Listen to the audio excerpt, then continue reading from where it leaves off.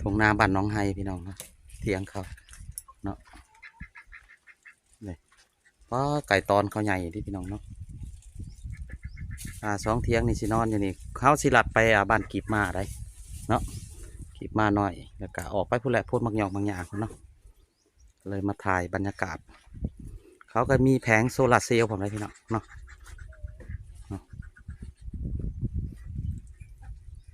เสียงเบาเอส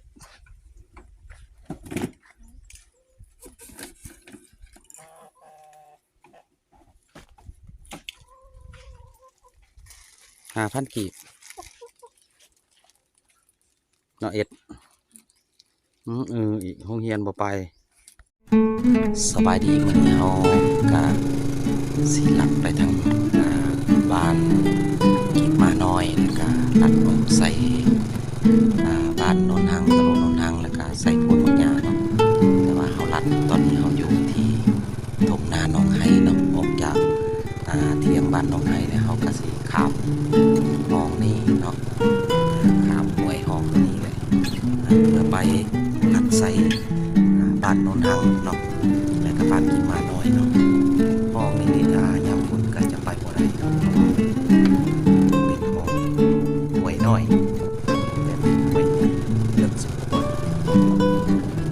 เพราะว่าหน้าแรงหน้าฝนเข้ากาสีสัญจรข้ามไปมาหาสู่กันเป็นเส้นทางน้อยสำหรับรถจักรหรือว่ามอเตอร์ไซค์เนาะเป็นไม่เลิกเลยพี่น้องเนาะการสิค่อยๆลงไปถ้าเป็นช่วงยามฝนมันก็จะลื่นหรือว่ามันสีพลาดได้พี่น้องเนาะต้องค่อยๆไปเนาะถือว่าข้ามปั๊บกับแมนเขตหน้าบ้านกีบมาต่อให้กับกีบมาต่อเส้นทางตรงนี้ส่วนลายกาสีไปในส่วนหน้าแดงหน้าฝนกับคอยกันเลยเนาะอันนี้เรากับขึ้นมาเขตหน้าบ้านกีบมาน้อยกันไปต่อกีบมาใหญ่เนาะเราสิเข้าไปทางกีบมาน้อยกันก็จะผ่านอีกห้อง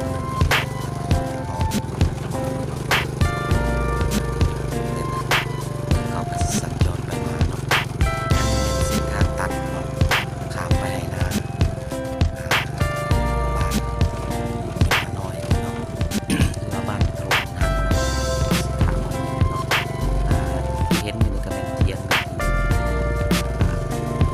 เคยมาขายเนาะประจำจะมาเส้นทางเพราะว่ามันก็ลำบากสักหลายยิ่งยามฝนเนี่ยเอาไปทำงานลำบากพี่น้องเนาะถ้าเอาไปยามฝนลำบากที่สุดเลยครับ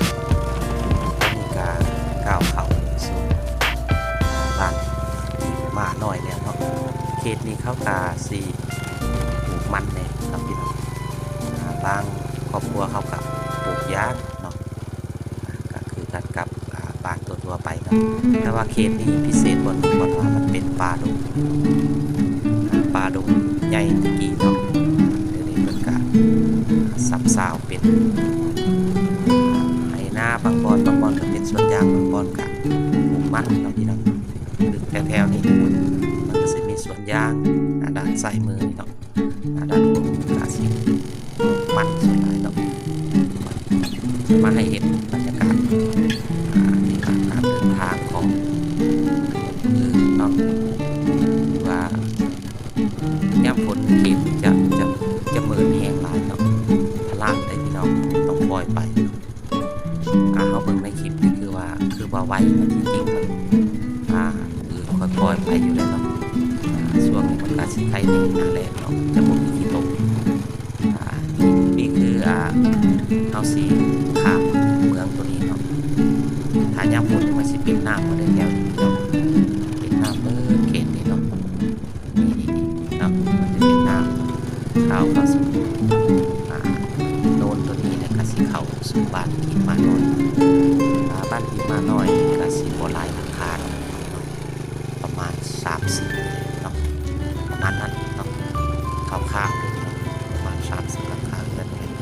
เราก็สิอยู่ตามสวนเนาะตาม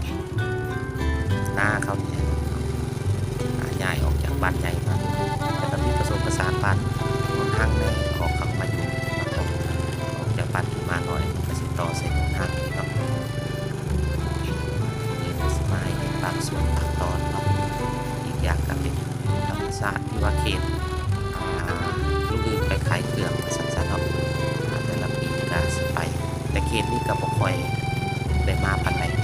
โดดจะมาทีนึงถ้าว่าเขาใส่เครื่องหลายเขาจะมาเนาะมาฮอดจุดนี้เนาะอันนี้แหละเขามาเคยตอนขายขนมเนาะพี่น้องบ้านที่มาหน่อยแต่ว่ามาฮอดเพิ่นนอนพี่น้องเนาะมื้อนี้อากาศร้อนหลายเพิ่นก็พากันนอนเนาะผู้เฒ่าเพิ่นเนาะเพิ่นพากันนอนเนาะน่าจะมีคนตกแน่พี่น้องเนาะเพราะว่ามันเอาหลายก็นอนฟังเพลงพี่น้องเนาะซุ่มเขาเป็นเฒ่าสีเนาะลูกค้าประจำบ้านกินมาหน่อยเนาะเพิ่นก็กินอิ่มหลับกันนอนพักผ่อนบ่ได้ช่วยเด้อก็ขอบใจเพิ่นแล้วก็เอาก็สิออกไปทางบ้านโนนทางต่อเนาะพี่น้องเราก็สิไปทางนั้นเนาะไปทางบ้านโนนทางไปเลยเนาะเขตที่ส่วนหลายก็สิอยู่อย่างกันอย่างละส่วนหลายเนาะจุดพิเศษของบ้านมาน้อยก็ที่ซื้อในกสิเนมักถั่วมักแตงขาวต้องใช้น้ำดำนาแล้วส่วนดำนาแล้วก็กสิลงมักแตงขาวที่ขึ้นซื้อเนาะแถวบ้านกินมาบันโพนยานาคาบันพนยาเนาะในการบันโพนทางเราสิ่งซื้อในการปลูกมักแต่งขาวเนาะที่มีรสชาติครับแซ่บพี่น้องเนาะแต่ว่ามันก็สิราคาแพงตอนตะกี้นี่คือ10,000นี่ก็ฮอดบ่30หลังคาเรือนบ้านเนาะเดี๋ยวนี้มันก็ขึ้นไปตามสิฮะพี่น้องฮอดบ่บ้านนี้ก็บ่ใหญ่30หลังคาเรือนเนาะมาก็มาพ่อเพิ่นกินข้าวพี่น้องหอยพี่น้องบ้านกินมาหน่อยเนาะเขาเที่ยงเนาะกินไปเนาะมานี่ก็สิเที่ยงแล้วเนาะครับเพิ่นก็กินแต่ว่าค่อยสิไปก่อนเนาะเพราะว่ามันก็แดดแห้งแล้วเนาะอันนี้ก็รวมกันตัดตอนขับจากบ้านโนนหังเด้อขับหัวโนนหังกับกินมาขึ้นมาใส่บ้านกินมาเนาะขึ้นมาใส่บ้านกินมาตอนนี้นะเราก็ก้าวขาหัวใส่บ้านกินมาเนาะเพื่อให้มันทันตลาดนะเนาะเพราะว่าวันจันทร์จะมีตลาดนัดบ้านโพนบางอย่างเนาะซึ่งทุกวันจันทร์เนาะบางส่วนแต่ว่าบริษัทบ้านจะลงทุนหาเราการงานเพราะว่าข้าวมาตลาดมาใหญ่กันจะได้ไปเปิดเป็นการตัดตอนพอนะ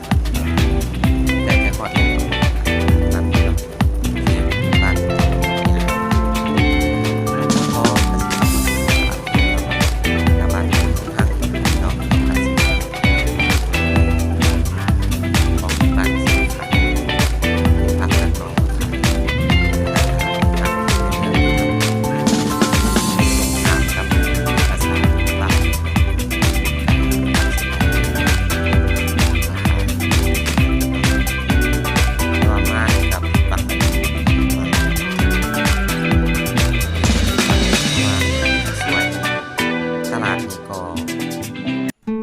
วันจันทร์แต่ว่า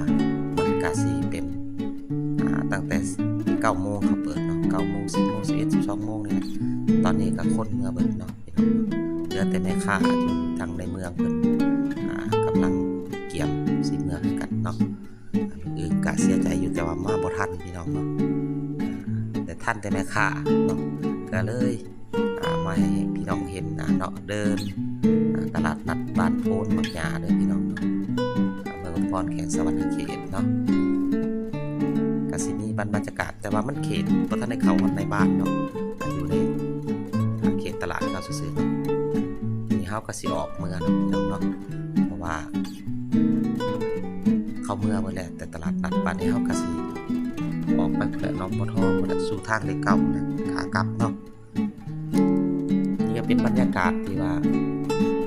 บ้านโพนมักหญ้าเนาะพี่น้องเก่านี่20 ปีขึ้นหลังนี่เขตนี้ยังเป็นป่าดงอยู่เลยป่าดงใหญ่เนาะไปก็ขึ้นผู้เดียวบ่ได้เลยเนาะเป็นตาญาติแถวนี้เนาะเดี๋ยวนี้มันกะ บ้านเฮือนคนเต็มเบิดแหละตามตอนย้าย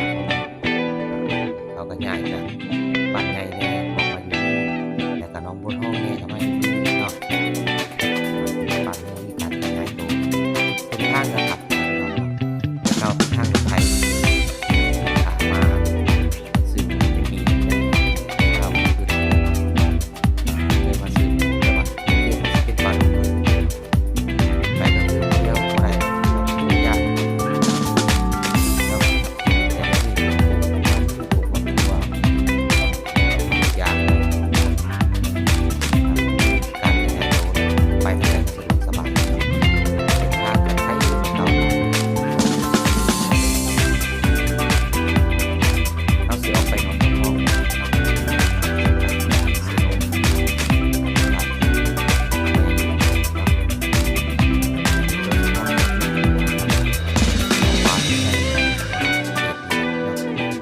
เคยมาซับเอาหากน้ำเต่าพี่น้อยไปปรุงเป็นแป้งเหลาเอาเค้กนี่แหละน้อยต่อน้องบัวทองเดี๋ยวนี้ก็จะเริ่มเลยเส้นทางต่างไปมาหาสู่ก็สะดวกสบายทางยามฝนตะกี้นี่โอ้ยไปก็ยากมากก็ยากพี่น้องเนาะเดินมาโดนๆนะโรงเรียนก็เลยมาเค้กนี่แต่ว่าทางยามฝนนี่มันสิใส่เครื่องหลายมันก็ฮอดอยู่เนาะฮอดอยู่เนาะแต่ว่ายามใส่บ่ได้หลายหรอกใส่จำนวนน้อยๆเนาะติดตามเพราะว่าหาแรงเขาหาจั่งใดเขาเนาะแต่ว่ายามหน้าน่ะเพิ่นก็สิหาของกินยากเนาะซุมใส่เฮ็ดไร่เฮ็ดนาก็บ่ค่อยได้ออกไปตลาดอาศัยแต่รถตามรถพ่วงเนาะเอามาส่งช่วงนี้มันก็มีหลายคันพี่น้องไปทหารเนาะตอนนี้เราก็ออกมาฮอด3แยกบ้านโพนบักหญ้าเนาะน้องบัวทองเนาะส่วนขวามือเฮานี่ก็สิไปพุ่นแหละพี่น้องทางบ้านเราสิยากเนาะออกไปพรก็ได้ก็สิไปออกทางเก่ามาซิโนอีกประมาณกิโลเมตรกว่าๆถึงฮอดนั่นเนาะลูกเรียนก็สิมาเห็นบรรยากาศเนาะหัวแคมทางเนาะบ้านกีดม้ารอยต่อบอนไปคล้ายเครื่องเนาะบ้านต่อบ้านเนาะธรรมชาติของไทยของไทยของไทยไปหน้านี่แหละเนาะฝากไปเด้อพี่น้องเนาะกำลังกดไลค์กดแชร์เนาะฝากเป็นแรงใจให้บ่าวสวรรค์เด้อเนาะจากลุงลึกเด้อเนาะพี่น้องขอขอบใจหลายๆที่เข้ามารับชมเนาะให้กำลังใจเนาะนี่ก็สิแต่เก่านี่ก็เป็นทางแดงเดี๋ยวนี้ก็ทางยากขึ้นทางยากเข้ามาเนาะ1 กิโลเมตรเนาะพี่น้องครับไปหาทางที่เก่าเนาะเขตหนองบัวทองเขตหนองบัวทองไม่ได้ยินช่วงตะกี้ก็มาเรื่อยๆแต่นี่ก็โดนบ่ได้ค่อยมาส่วนหลายขายบ่ฮอดเนาะยามหน้านี่ก็เอาทางใส่หลายก็มาฮอดเนาะก็เขตบ้านหนองบัวทองอย่าลืมเด้อพี่น้องเนาะมักแบบอยู่ธรรมชาติบ้านๆแบบนี้เนาะบ่ให้ไปหน้าแบบนี้ชนบทบ้านเฮาเนาะว่าก็ฝากไปเด้อบ่าวสวรรค์ครับกดไลค์กดแชร์ฝากเป็นกำลังใจให้แหน่เนาะวันนี้เองก็อยู่ซิโน่นี่แหละพี่น้องเนาะฮอดแก่สวรรค์ตอนนี้เฮาก็ฮอดทางเก่าแล้วเนาะด้านซ้ายมือนี่เฮา